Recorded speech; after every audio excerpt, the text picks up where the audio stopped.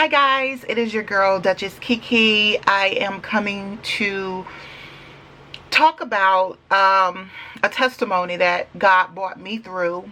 God told me it's time for me to finally tell my story, and I truthfully believe that it is time for me to finally tell the story. No one in my family know the full story, and the most deepest part of the story. My mom and my brother do know what took place, along with other family members that are close to me. But finally, I believe that God wants me to share this, that maybe it can help somebody else.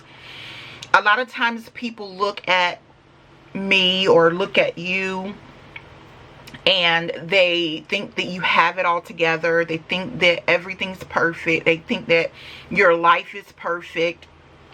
They think that no harm can you've been a good person and you're perfect. I am nowhere near perfect. I have never claimed to be anywhere near perfect, but I do believe that God has brought me through to tell this testimony that can help others. This month is domestic violence, or domestic abuse month, domestic violence month. And out of all the years, I've never shared the details of what I went through, being that I am now a survivor of domestic abuse. So what I met my son's father, may he rest in peace.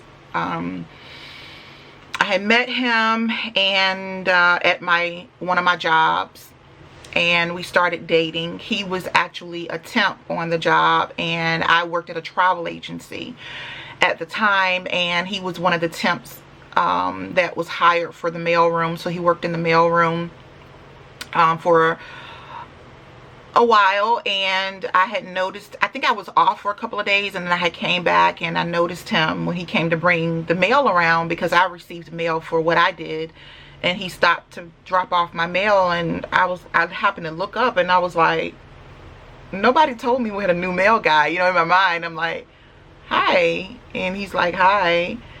And after he left out of our office, I said, y'all didn't tell me we had a new mail guy. And I remember this guy that worked with us named Scott. He was like, I was trying to tell you this morning, but you won't listen. And I was like, oh, well, y'all didn't tell me he looked good, And so it went from there, and every day he would come through and he would look at me and speak, and I would be typing and I would look up to him to speak, and he would drop my mail off and drop everybody else's mail off, and he used to say, y'all have a great day. We'd be like, you too. Well, I don't even know how we started talking. I'm gonna be really honest. All I know is that he asked me out, and we went on a date, and actually we didn't go on a date. He cooked dinner for me at his apartment, and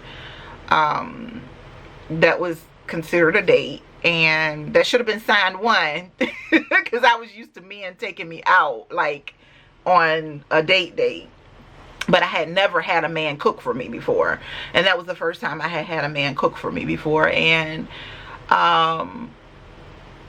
we started dating, and everything was good. After dating for a couple of months, I find out that he was diabetic, and not only was he diabetic, but he was stage 3, so he was doing the insulin shots. And so that took me by surprise, because by then I had started having feelings for him, and I had started falling in love with him, and I didn't tell him that I was falling in love with him. But it had been months and that we had been seeing each other, and he, you know, he did not share that with me until I asked, because I went to get something out the refrigerator at his house and saw needles, and I was like, oh my God, don't tell me this man is on drugs. You know, that's what I was thinking at the time. Don't tell me this man on drugs. I was like, so the next day I asked him, I said, I saw needles in your refrigerator, and I wanted to know if you're on drugs. And he was like, he took a breath and he was like, no, I'm not on drugs. He said, I'm a diabetic. Those are my insulin. That's my insulin needles for my insulin shots. And at the time I was naive. I didn't know much about diabetes. And I was like, oh. I didn't know how serious it was. I didn't know that the stages. I didn't know any of that stuff. Well, anyway, we were dating for years. And of course, we had, after, I want to say after 2 years of the relationship, we started having problems. One of the problems was a year after the relationship, he lost his apartment, and he lost his car, and then he lost his apartment, and he had said he had nowhere to go. I was stupid, because he was from that area. I was not from, it was Richmond, Virginia. I was not from Richmond. He was from Richmond. I was just living there. I wasn't from there. And I allowed him to move in with me, because he begged and pleaded for, can he move in with me for a little while until he get back on his feet. Not knowing at the time that, I know that 8 months in the relationship, I think it was 8 months. I can't remember all the time frames because it was so long ago, but they had, the temp agency had let him go from my job. I think that was at six months, I think. And then later on, he had another job, and then they let him go. And so he was already like on job number 3 or 4 or 5 in 2 years, and that should have been a sign to me. So I allowed him to move in with me, because he said he had nowhere to go. His mom wouldn't let her move in with her 1-bedroom apartment. And so I felt sorry for him, and I was like, okay, well, it's going to be for a little while, you know, till you get yourself back on your feet. Okay. Going against all my morals. And I allowed him to move in with me. That's when things started changing. That's when things started changing, y'all. We were fine when we were not living together. But when we started living together, he changed on me. He started hanging out with his friends all the time. And I'm not talking about hanging out and coming back in a couple of hours. I'm talking about hanging out, coming back at 2 and 3 in the morning. So I felt that that was disrespectful to me. You know, I'm allowing you to live in my home. You're not helping with the bills because you don't have a job. But he was going with his friends, and they were playing the game. So they say, playing the game, going to the club. And I'm yet sitting at home, or maybe I went over one of my old roommates when I was in college. We were still hanging out, and I would go see them and hang with them, because we all lived in the same neighborhood, apartment complex. And we started having arguments a lot. We started having arguments a lot because of him staying out like that, and it bothered me. And I felt like, are you cheating on me, is what I was feeling, you know, because you're hanging out, and this would be like a lot. Like, this would be like the whole weekend. This would be like weekdays, you know, that he would do this. And I just was not happy. And I was just like, I can't do this. We argued. We broke up a lot. And every time we would try to work things out, things got worse and worse. Through the years, when he started living with me and we would have arguments, he started verbally abusing me. He started telling me nobody wants me.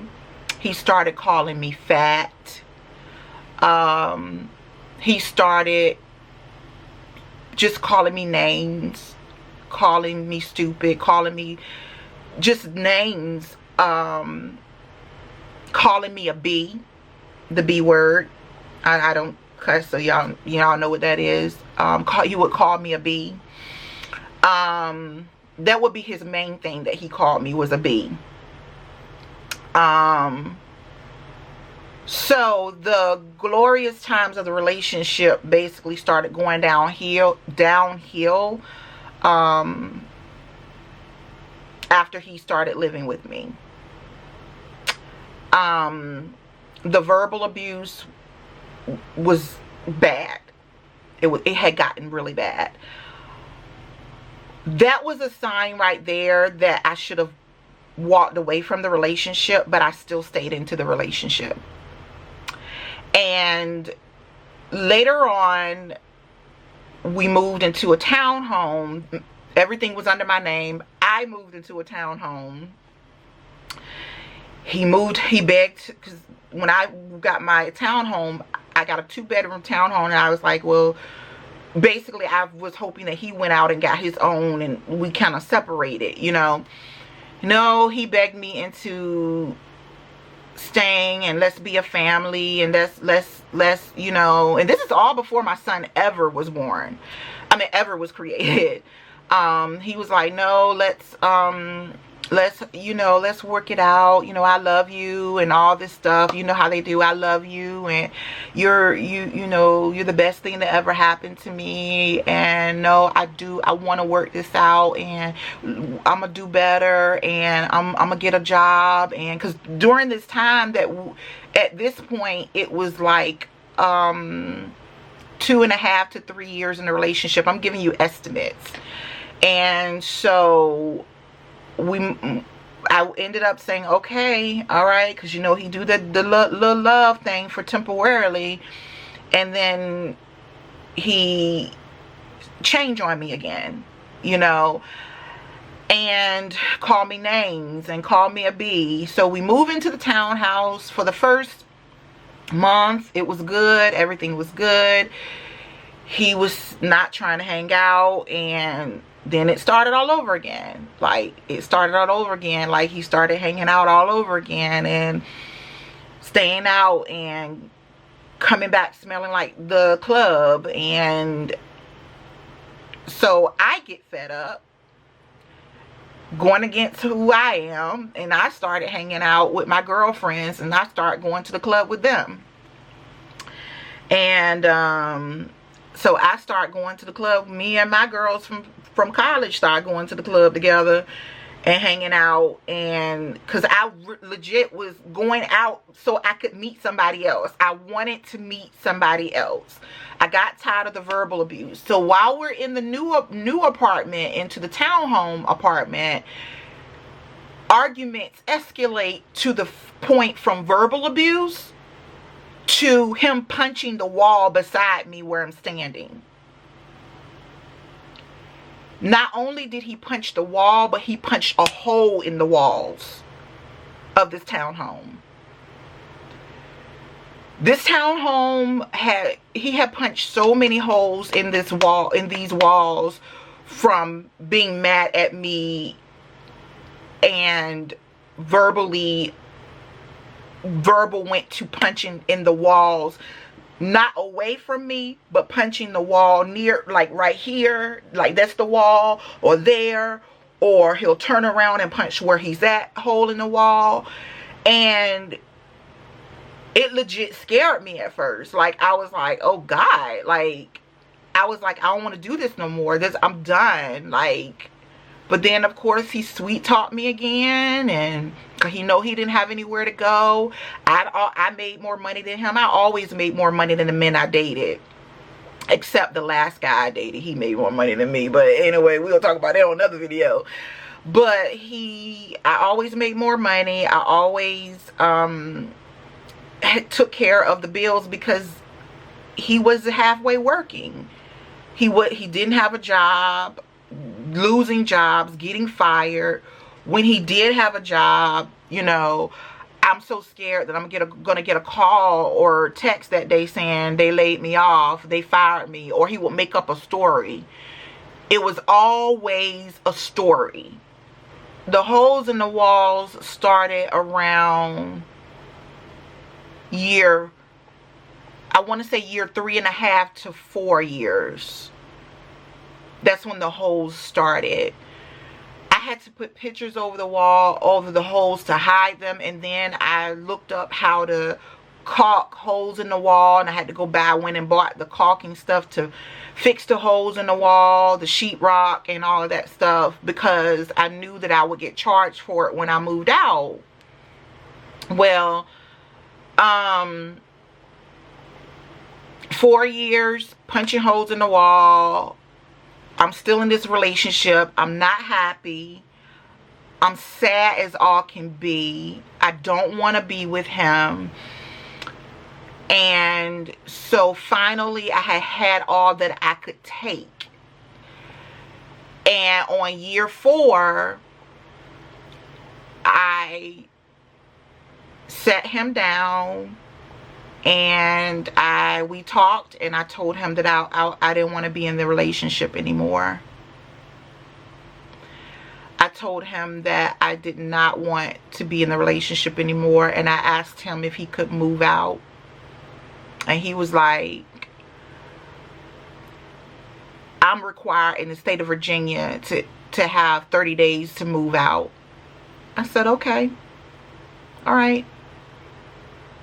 By law, you have to give me notice. And I'm thinking now that I'm smarter than that, you won't pay no rent, boo-boo. You don't deserve to have that. I was paying all the bills because you ain't had no job. So I was like, okay, I'll give you 30 days to leave. You know, I'll give you 30 days. At this point, it was September, 9/11 September, when they had the 9/11 stuff. The talk was like, I think the last week of October or the first week of September. It was between there that we had the talk. So I'm counting down at this point. I'm counting down, and I'm like, you know, I'm so unhappy. I don't want to be with him anymore. I gotta get out this relationship. 9/11, I had took some vacation days around 9/11. Or either I called in sick. I was sick on 9/11 because I remember sleeping for some days, and I turned the TV on and I saw what happened on 9/11. And when I looked at the TV, you know, that day I was sick. I was sick as a dog. I didn't know why I was sick, but I was just sick.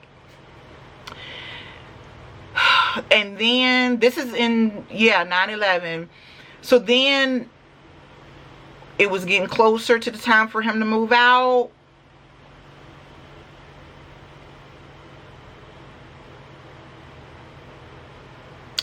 And of course, he begged me to let's work it out again for the 100th time. He begged me, and I was like, I don't want to.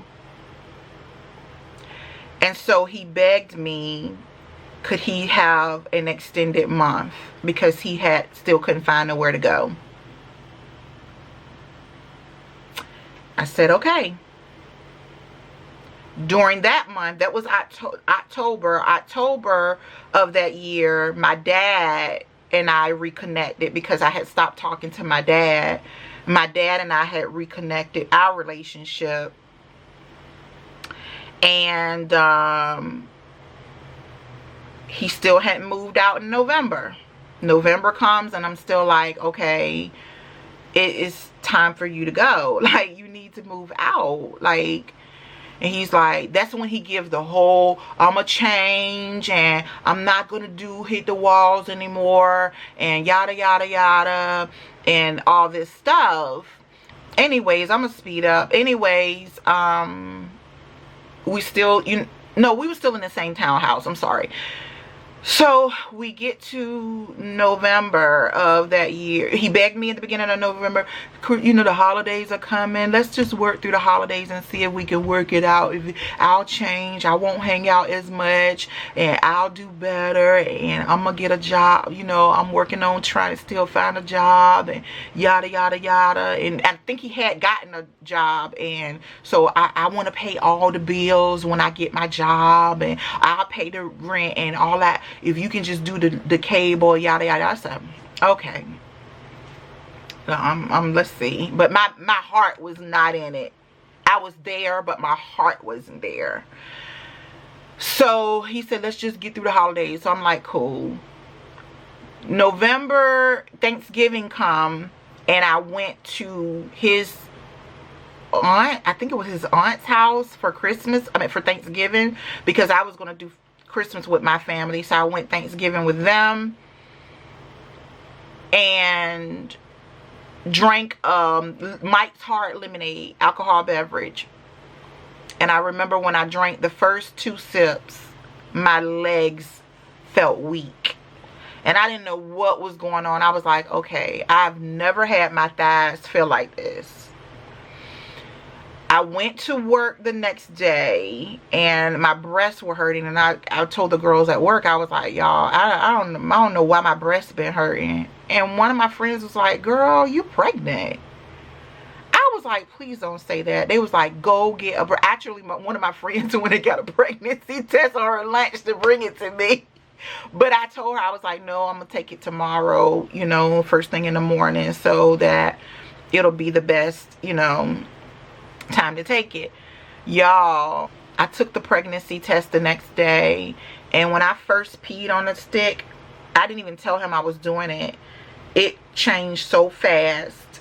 Normally when I would take one, it would, and I was on birth control. I had been on birth control since I was 18 years old. I was on birth control, okay? I had been on birth control for a long time, okay? Well, apparently my son was meant to be here for one because I found out I was pregnant that day. When I was sick that November 9/11, and I know I had went to the doctor had gave me an antibiotic because I had a sinus infection. I think that's what we did, have sex during that time, even though he was supposed to have been leaving. But that's how I got pregnant, I believe. It was God's doing, because the Lord knew my son needed to be here. So the speed on, we move out of that townhouse because I'll say I'm pregnant.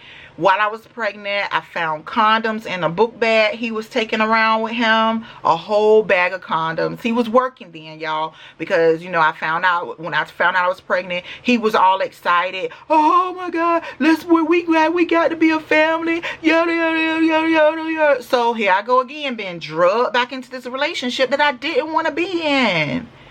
So 5 months into 4 or 5 months in, it had to been 4 because I was in the hospital, and 3 for dehydration. 5 months into the pregnancy, I find a bag. I think it was 4 months. I find a bag of condoms in his book bag. Like his book bag had so many condoms in there.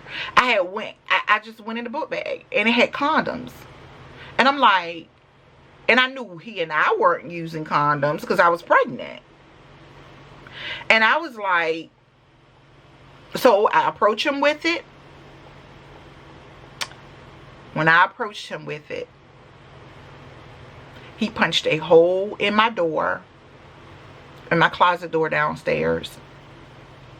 He put his arms around my neck and almost strangled me to death because of me pushing him off. And I was a little bit stronger than him, but I pushed him off finally, and I was coughing. And all I could think about was, you're about to kill my baby, because you're about to cut my breathing off, and my baby is going to die. This is at 4 or 5 months pregnant, y'all. I'm still dealing with this same crap.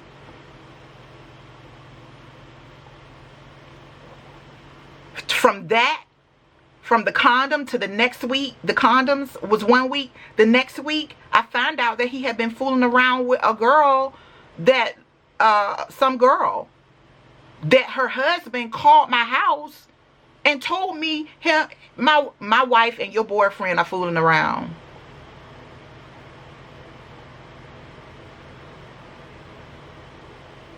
Because she's confessed to him what's going on.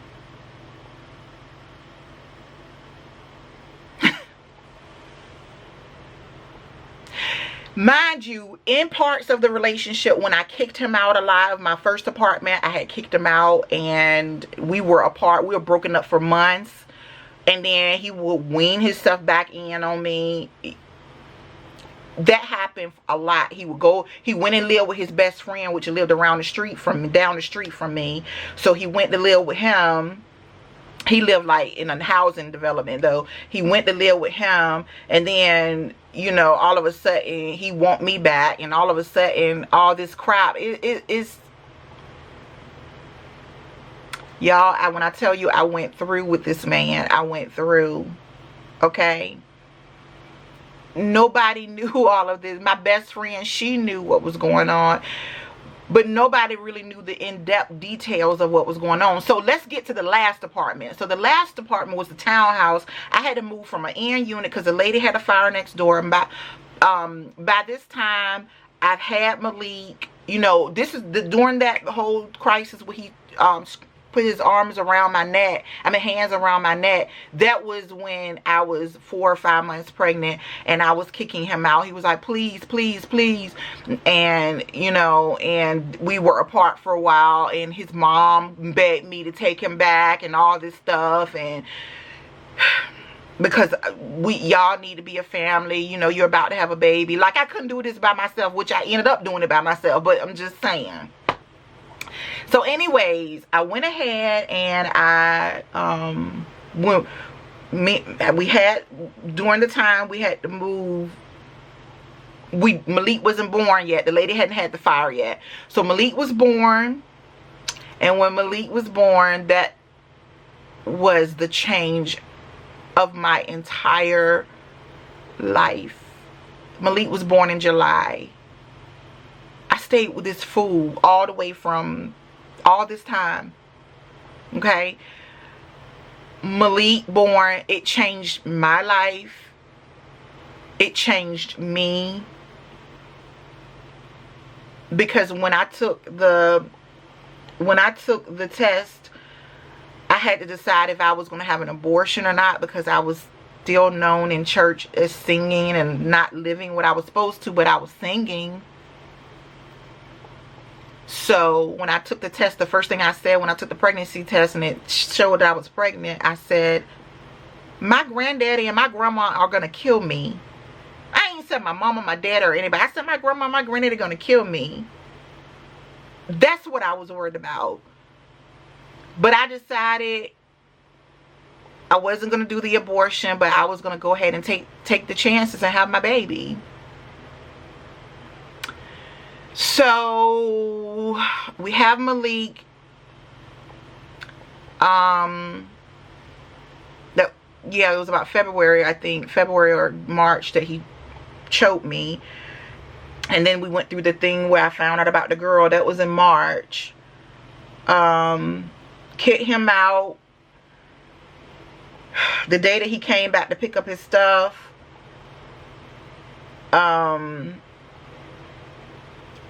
sweet talked me again, and here we back together. So I had Malik in July. I had a rough pregnancy because I was sick the entire time. So I went in July. I had Malik, and the whole time I was the time I was pregnant, I didn't want him to touch me. I couldn't stand the smell of his breath, so he couldn't sleep in the bed with me. Those were the most peaceful nights and times that I had ever had with him. He had to sleep in the other room or sleep downstairs because his breath made me sick. It made me vomit. So when I had my son in July, it's like a God opened my eyes. During that summer, I still was not wanting this, but I still stayed. He even talked to me a lot about why you won't have sex with me anymore and yada yada. I just didn't want it. I just did not want to be with him. So a year rolls in. We're still in the relationship. Almost a year roll in, because then we had to move because the fire happened. So we had to move to another townhouse that was in the same complex, but it was a middle unit. So we moved over there, and when we moved there, of course they charged me for the holes in the wall in the other unit $200 and some. And so then we moved to that unit. That unit, he didn't punch holes in the wall. He still verbally abused me when we got into arguments. He didn't punch holes in the wall there. But he was still verbally abusive. So then I wanted to move into a whole new development because I didn't like being in the middle unit. And I needed cheaper rent because this man couldn't hold a job, and I needed cheaper rent. Cheaper ain't always better, y'all. You got to know. Moved to this neighborhood where there was cheaper rent. Again, Malik is still a little baby. He's still a baby. And he's under 1. And we moved there. And one day I came home from work. Again, he had lost another job. And I came home from work, and of course I had picked Malik up and everything from the daycare. And Malik was 15 months old. We came into, prior to the 15-month-old, that summer, because that was, it was a hurricane that came in September that year. The summer prior to that hurricane, I had prayed that entire summer, God, get me out of this relationship. Please get me out of this relationship. I don't want to be in this relationship anymore. I know you'll help me raise my son. Get me out of this relationship. Well, September comes, and it was a hurricane going to be that night. And I remember that the winds and stuff were blowing. I don't even know what we got into an argument about. All I remember is I grabbed my baby and I started running up the stairs. And as I ran up the stairs, I put Malik inside of it. I went to Malik's room, put Malik inside of his crib because he was running behind me up the stairs, and I wanted to put my baby down. I knew something was about to happen, and I put my baby down because I didn't want to put my baby in jeopardy. So I put Malik in his crib in his room. We had hardwood floors, I'll never forget. And as I put Malik down, I ran back to my room. And as I ran back to my room, he's yelling at me in my face, calling me a B, and starts punching me in my face until I fall down. Like, it was like 2 punches, and then I fall down, and he kept hitting me. And I tried to hide my face. I had fell down. I had a rack of clothes. I had fell down, and the whole rack had fell down. And I'm covering my face from, he already had hit me in my face, so I'm covering it the rest of the way. And then he gets up, he's still standing up, but he bent down, was hitting me. And then he gets, and he walks out and then runs down the stairs and then run out of the house. I had to find my phone on the bed, and I dialed while I'm crying, of course, and I ran in the room, I checked to make sure my son was okay, to make sure he didn't take my son. So I had to try to jump up and make sure he didn't take my son. I immediately called the police, and he had ran out, and I called 911, and I called the police, and they came, and they saw my face. Y'all, my face was, this right here was so swollen. All this was just swollen. Just swollen. I hadn't seen it at that time. I felt it tighten, but I didn't know how bad it was. So the police had to take my baby and have me go in the kitchen. One of them had to watch the baby, and while I went in the kitchen. And when I went in the kitchen, they had me against the wall so they could take snapshots of my face. And they took snapshots of my face. I went, and they did a protective order where he couldn't come back around the house. They did a temporary protective order.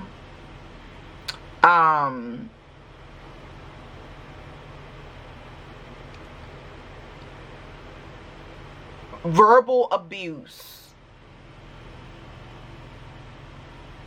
leads to physical abuse. For years, it was verbal abuse. It went to hitting holes in my wall, punching my walls. And it went to choking me. And then it went to hitting me. Hitting me was the last straw for me. One, my dad has never hit me. My granddad had never hit me. None of my family members had, except my mom. Of course, she did the beating on me and my brother, but I had never been hit by any man that said they loved me. I then kept the protective order. I was in the emergency room because my face was hurting so bad. I had to end up going to the emergency room. I had to call one of my friends and one of my friends from college to watch my son so I could go to the emergency room. I'm in the emergency room all night because there was a storm. And I was in the emergency room all night long waiting to be seen because my eye was swollen shut. When I went to the emergency room, they took x-rays and found out that he had fractured the bone between my nose. Was it this eye? Yeah, it was this eye. I'm sorry, I got a mirror right here. I'm trying to remember which eye it was. It was this eye. He had fractured the bone between my nose and my eye. My eye was swollen shut. I had to sit in the emergency room by myself, crying. Asking myself, why did this happen to me? I had to sit in the emergency room without my baby because I had my baby at my good friend house. She was watching him. She will watch him sometimes when I worked on Saturdays anyway. So she was watching him while I was at the hospital, because when I took her the baby, she saw my face and she was like, oh my God, he did this?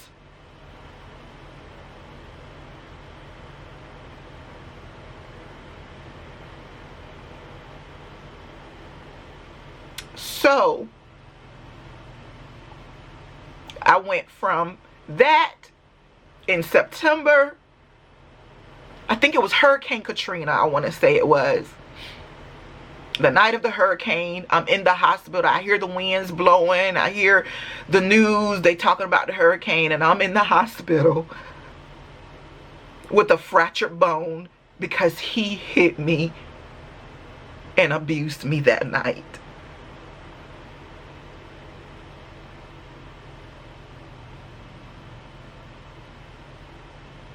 I've never shared all of this detail about what really happened with anybody.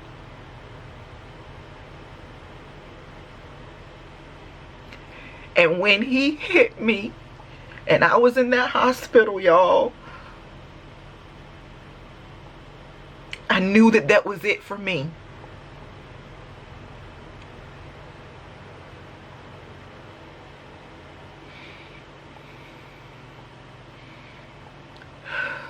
After that night, I made up in my mind, never again.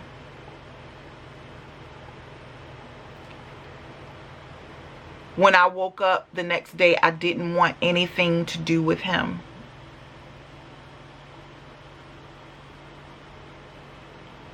I went to the courts. I went to file for custody of my son.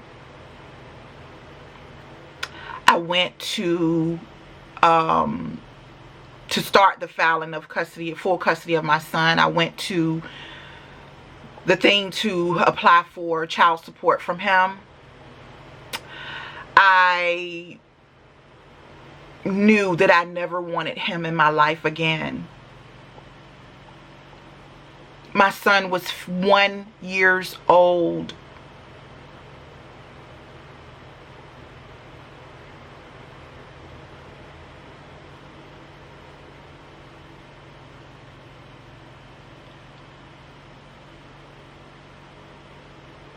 My son was in the house when he hit me.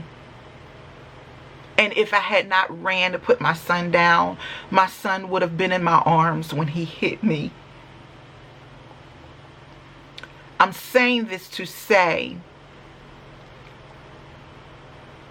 I had to pick myself up.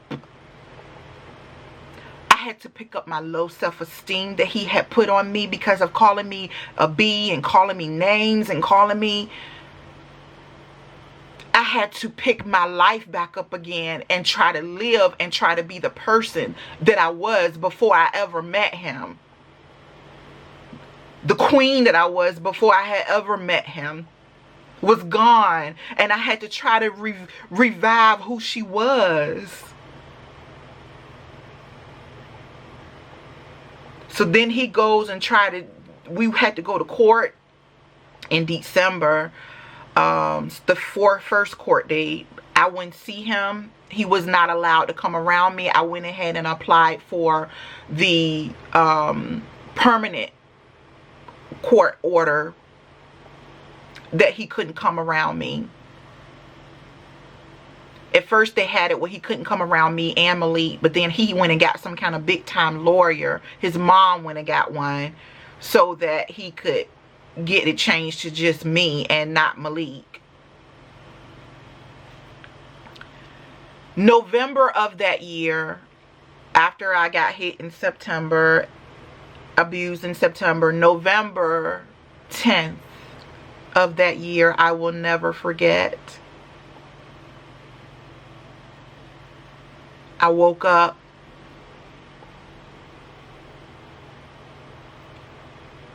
and God had changed my mindset.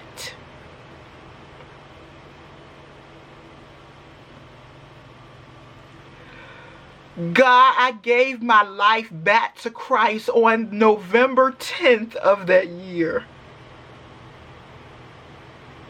I repented to God in my bedroom with my baby laying beside me, and it was just me and my son, nobody else in the house but us, because I had got the protective order for him not to come around me. And I repented to God. I gave my life back to God November 10th of that year. And God had changed my mindset. He woke me up and he did not want me to have nothing to do with that man no more. God had it so he didn't want me to eat. He didn't want me to have no call. No, don't call me. Don't nothing. Do not contact me ever again. You see your son, your mom, when we did go to court, he was able to see Malik. and had certain days to come pick Malik up and eat dinner with him per the court, he was not allowed to come to my doorstep. His mom came to my doorstep to get my son, and then she would take them to the car. He was not allowed to come to my doorstep per the court. The judge gave me full custody off the back because he had nothing. I had at least a house. I had at least an apartment and had stuff, and he had nothing. He was living with his mom in his mom's 1-bedroom apartment, and the judge said, "Miss," and my last name, and he said, "You have full custody." And so we still went to court a whole year after that, back and forth to court, because he wants to fight the full custody when the judge already said no, she keeps full custody.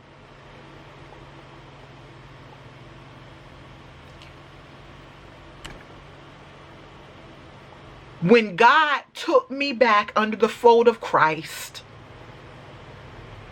as a believer on November 10th of that year, y'all will not believe this. In the midst of my crying and praising God and worshiping God and repenting to God, do y'all know that's when God told me that I was going to be a minister? On that very night, I was like, what? And I said, no, God, I done had a baby out of wedlock. No, I done shacked up with this man. No, you can't be talking about me, God. This is exactly what I said. God, you can't be talking about me. And I would not receive it. And I was just like, God, there is no way.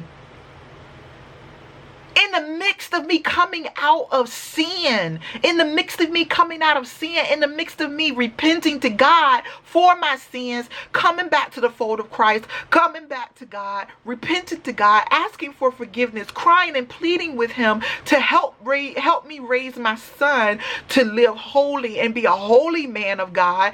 This is what God tells me.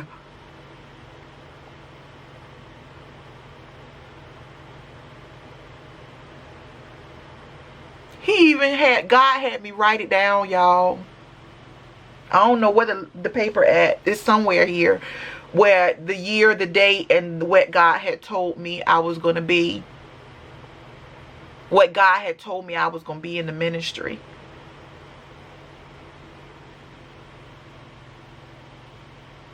I couldn't see it. Not then. Not coming out of a world of sin, a world of mess, a world of lust. Hoping that that man was going to marry me, and he never was going to marry me.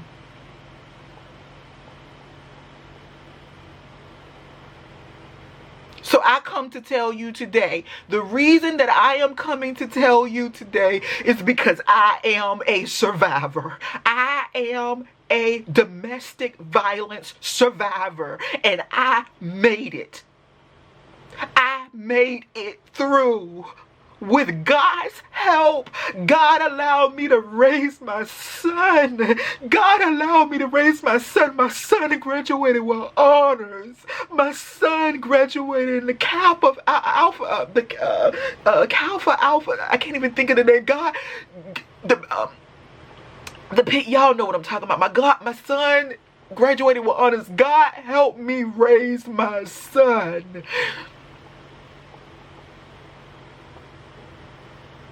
After all the hell that I went through with that man, God helped me raise Malik. And never did I try to turn my son against his dad. I never tried to turn my son against him. I still allowed my son to go see him every other weekend. A year, November, when I gave my life to Christ, after that November, that next year in May, God told me to move back home. He told me to come back to where my family is at. Because my grandparents were getting old, God said it's time for you to go home. And so I moved back here in August. We had our court date in June. I had told them, the lawyer, I was like, I'm moving back home. And so when my lawyer says it in court, he goes, the judge asked him, did you know about this? He said, well, she's always talked about moving back home when we were together, so I'm not shocked. And I did what God said, and I took me and my baby, and I moved home. I moved back. I moved in with my grandma and my granddaddy, and I stayed with them until I found a new job. I stayed with my grandparents until I could get my life together. I had to basically start my life over. And I never shared with my grandma and my granddaddy what this man did to me. I never shared with my grandma and granddaddy how this man cheated on me over and over again. I didn't even talk about all of that. I never told my grandparents how he verbally abused me, how he choked me. I never told them any of that. And not only did he choke me, but he choked me when I was pregnant.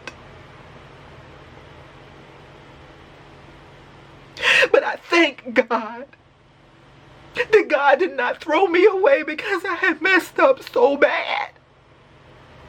And I thank God for giving me another chance to get it together. Because I knew when I had my son that I wanted to be a better person. I didn't want to be the same person that I had been. I knew when I had my son and I looked at my son for the first time, I said, God, I want to be a better person. And I knew it was going to be a matter of time. And I had prayed for God to get me out of the relationship. And the only way that God could get me out of the relationship was for God to allow this to happen. And when God allowed this to happen, that's when I finally said, I can't do it anymore. And that's why I try to encourage you all, you women out there, even men that are being abused. If you are being abused, walk away. Run away. The best decision of my life after getting saved was to walk away from this man and never turn back. Walk away, never turn back. Walk away. Walk away, because you will not survive by staying there. But I thank God and I'm grateful to God. And yes, I'm crying, but these are tears of joy, y'all. These are tears of joy because I know where God brought me from, y'all. I know where God brought me from. There were times where it was rough. I know where God brought me from. Y'all, I can't even express it enough. I know where he brought me from. Low self-esteem. Feeling like nobody wanted me. Listening to the negativity that he has spoken into my life about being a bee and all this other stuff. But I thank God that God pulled me out of it and that I survived and that I'm here and I'm living and I'm able to tell about it. I'm able to talk about it. It could have been the other way. I could have been one of these other women out here that got killed by their man. But God, I thank you for pulling me out. I thank God for taking me away from it. I thank God for letting me raise my son on my own. I thank God for not letting me have to depend on a man for anything.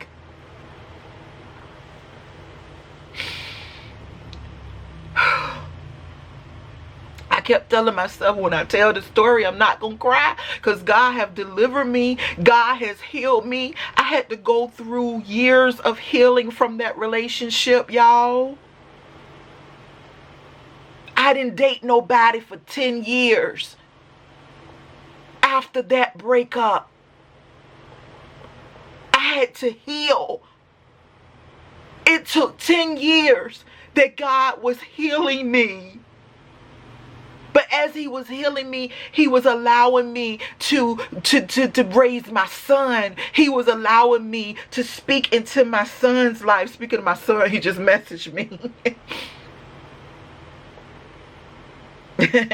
That's weird.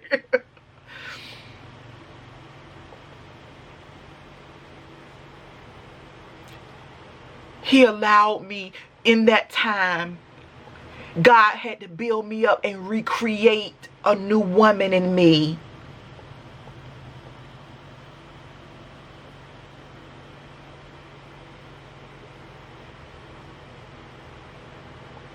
And I know there's a lot more of you out there that have been abused and ain't said nothing. I know that there's a lot of you who have a story and ain't said nothing. I never thought I would share this with anybody, but now I'm sharing it with the world because I am a survivor of domestic violence.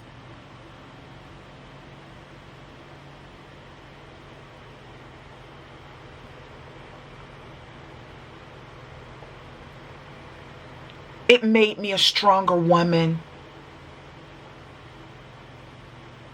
It made me become a stronger woman. It created something in me that I never thought I would be in a place where I am in life right now.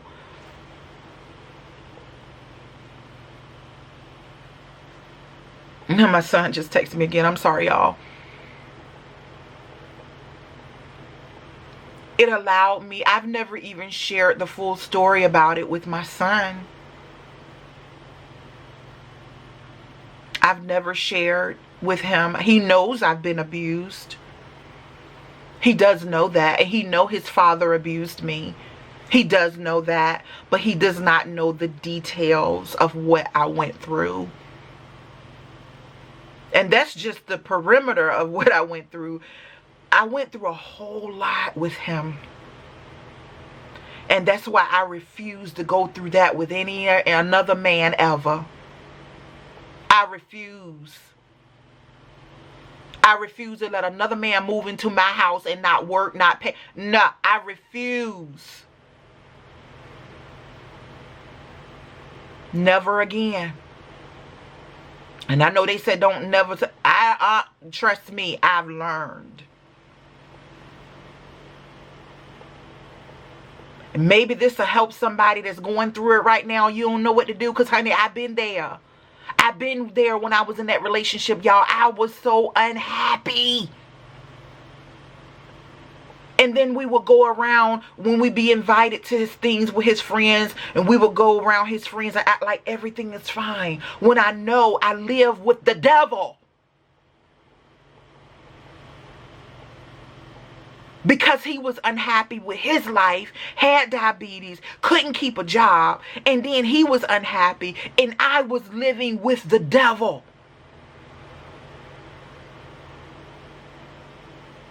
The devil can't live in my house no more. Why don't you touch it? I don't care who you near right now. Why don't you touch your neighbor, wherever you are in your house, your cousin, your sister, and your uncle and them. Tell them the devil can't live in my house no more. The devil can't live in my house no more. And people don't understand why I won't date. Honey, I'm happier than I've ever been because I've been in a place in a relationship where I was not happy. And he was not my first relationship. I had relationships before him that men had never treated me like that. I had never had a man verbally abuse me. I don't care how heated we got in the argument. I've never had a man to verbally abuse me. Now, I might have verbally abused them now I think about it, but I've never had a man verbally abuse me.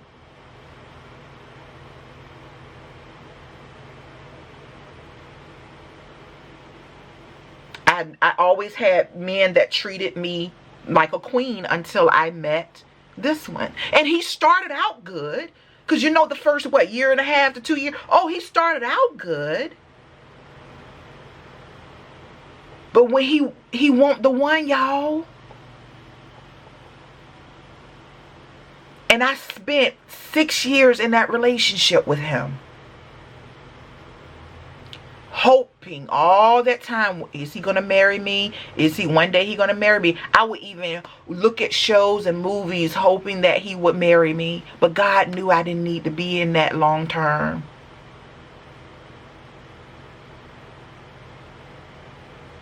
But guess what, y'all? He passed away when my son was 6 years old. 5 or 6. I always forget how old. But before he passed, a year, it won't even a year. It was June before the year he passed away. He wrote me a letter. I let my son read the letter. Because I want my son to know realness, to know what it really was between me and his dad. That it started out good and it ended bad.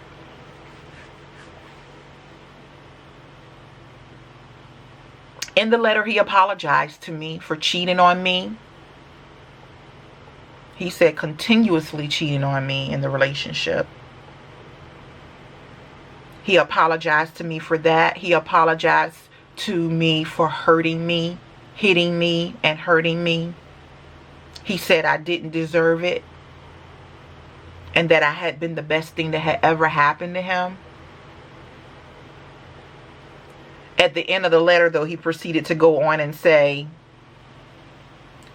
he ready to be my husband. Pump the brakes.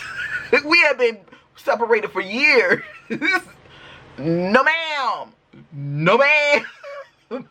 No, ma'am. No, ma'am. And mind you, my protective order still was going on until the day he left this earth. He could not come around me. We could meet, and his mom would come to the car and get my son. His mom would take Malik, bring Malik to my car.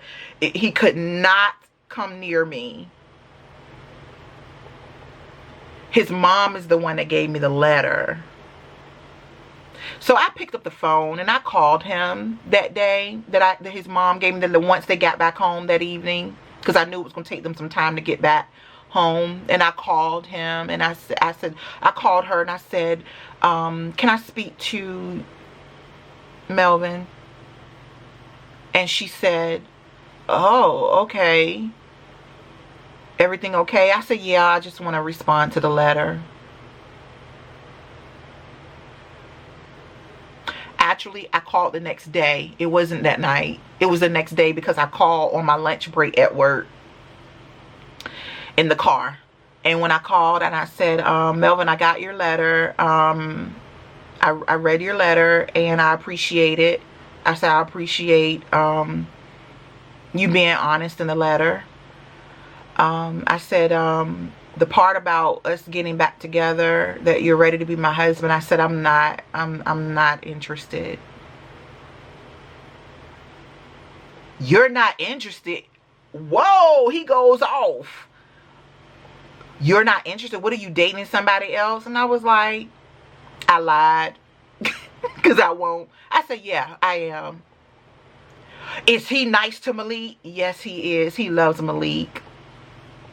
Long as he treat Malik good. I said, he does. I said, but I just wanted to let you know I do forgive you, but I just can't be back with you. He said, all right. I said, take care. Bye. And he said, bye. And we got off the phone. That was in June. The day after Father's Day, June of the year before the January he passed. That was the last verbal conversation that we had ever had. But I forgave him, and I did let him know that in that video. I mean, in that when I called. So I just wanted to let you guys know my real story. That I am a survivor of domestic violence, and that I did make it through, and that I'm here to tell about it, and that I'm here to encourage any single mama, any single woman, any man that's going through it, get out of it. It's not going to get any better. I promise you, I don't care how much he sugarcoated, buttercup you up, sweet talk you. It does not change. If he want to change, let him change with somebody else. But you live your life. You go on and you live your life like I did mine. I'm glad I got the chance to tell you guys the story. I'm glad I got the chance to share a part of me that I have never shared with anyone. Not the details of what I went through. I appreciate you guys. I thank you for listening. I know this was a long video, but it was my opportunity to tell my story. It was my opportunity to show how healed I am. And that God healed me after that relationship. Yes, it took 10 years, but God healed me from that relationship. And God brought me through. And he made me okay. He made me one of the best mothers to a child that could be. He made me who I am. And I am a minister. That's what's the thing. It's like God just he orchestrated everything, you know. My testimony is my ministry. And so I hope I was able to help somebody. To show you what it looks like to survive. This is what it looks like, y'all, to survive domestic violence. Get out and you'll be all right. Guys, I love you. Thank you for watching. Don't forget to thumbs it up. Don't forget to subscribe. And be the best you that you can be. I will talk to you later. Bye.